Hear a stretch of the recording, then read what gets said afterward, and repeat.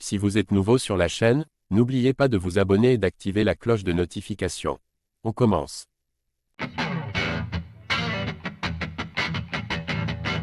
Après 6 mois d'absence, Benoît Saint-Denis va faire son grand retour dans l'octogone à l'occasion de l'UFC Paris.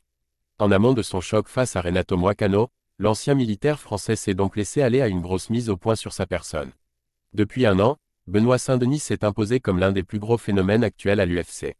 Mais alors qu'il enchaînait les victoires jusqu'à présent, il va se retrouver dans une situation bien différente fin septembre, à l'occasion de l'UFC Paris 3.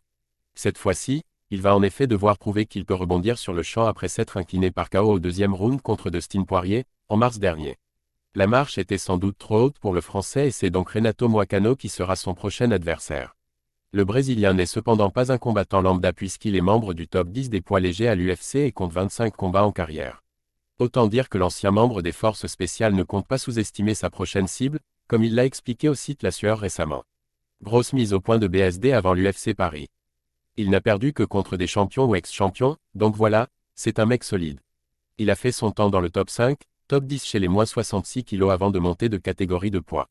Et idem chez les moins 70 kg, il perd rarement. C'est un monsieur pour qui j'ai beaucoup de respect, en plus c'est un mec qui aime quand ça chauffe dans l'octogone, donc je pense que ça va faire du spectacle, ça va être un combat intéressant.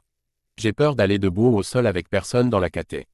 Ce sera, je pense, un combat qui va être engagé et divertissant parce que ça va aller partout. Il y aura la volonté de faire mal et de gagner le combat de part et d'autre. Clairement, on peut s'attendre à une lutte acharnée à Paris entre les deux terreurs.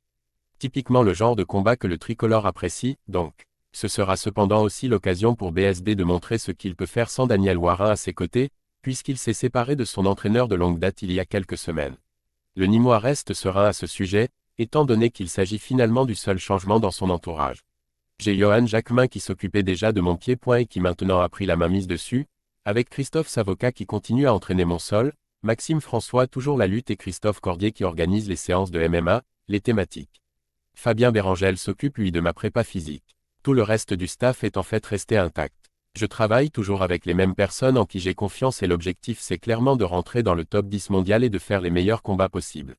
Benoît Saint-Denis est revanchard après sa défaite à l'UFC 299 et il compte bien passer ses nerfs sur Renato Moicano, sans pour autant sous-estimer son adversaire.